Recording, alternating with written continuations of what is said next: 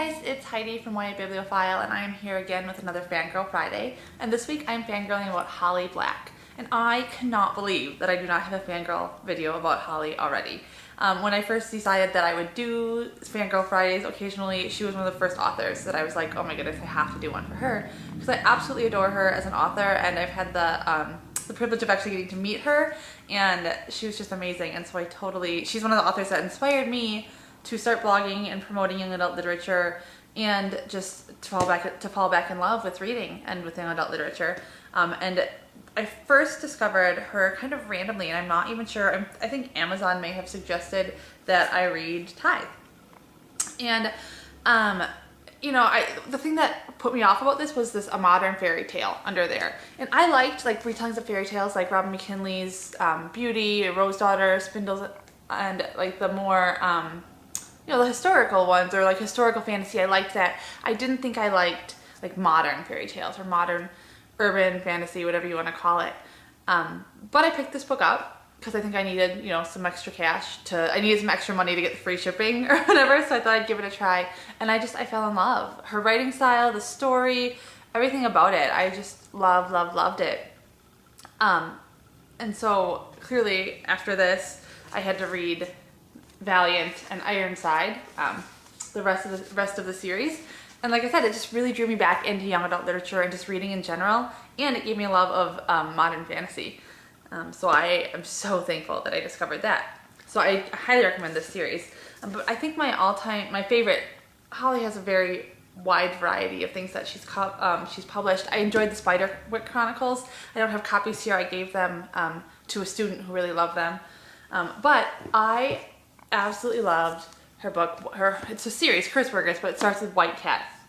And I listened to the audio of this one actually, and it's like crime noir. There's curse workers. It's got a little mafia feel. Like, oh my stars, it's so amazing. I have the hardcover of White Cat and then the hardcover of Red Glove, the second book.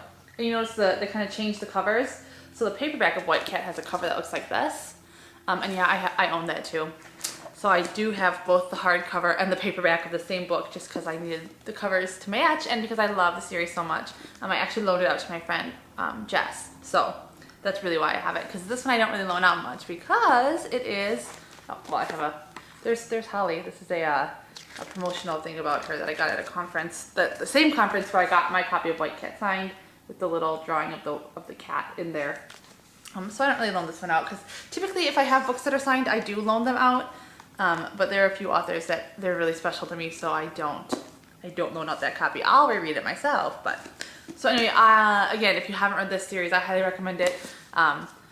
Black Heart, the third one, is coming out sometime next year. I'm not sure when, but I adore this series. Holly is just a genius. Like, that's all I have to say about that. I can't even explain it.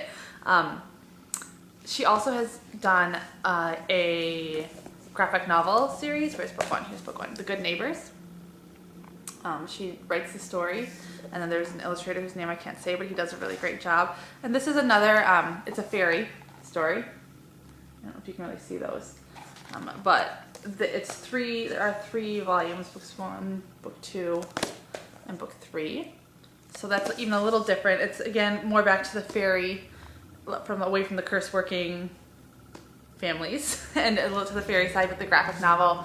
And I think it's really interesting to read like a graphic novel, and to see that different type of writing and that different type of story compared with a full-length novel. I mean, that's a lot about just the things that she's written, but really she's just a delightful person. Like I said, I had the opportunity to meet her at a conference last year, and she was so sweet, and I was such a geek and fangirled so much, and she was so gracious. And she's just a very delightful person. If you don't follow her on Twitter, you should, and you should also check out her website. I will link to all of that in this post, but those are my thoughts on Holly. She is fabulous, and you should all be super excited. If you've not read the Curse Worker series, you better get started now reading White Cat and Red Glove, so you're ready for Black Heart. And yeah, I'm really excited to read The Coldest Girl in Cold Town. I can't wait for it to be written and to get to see what that's going to be like. So that's me fangirling and making a fool of myself over Holly Black.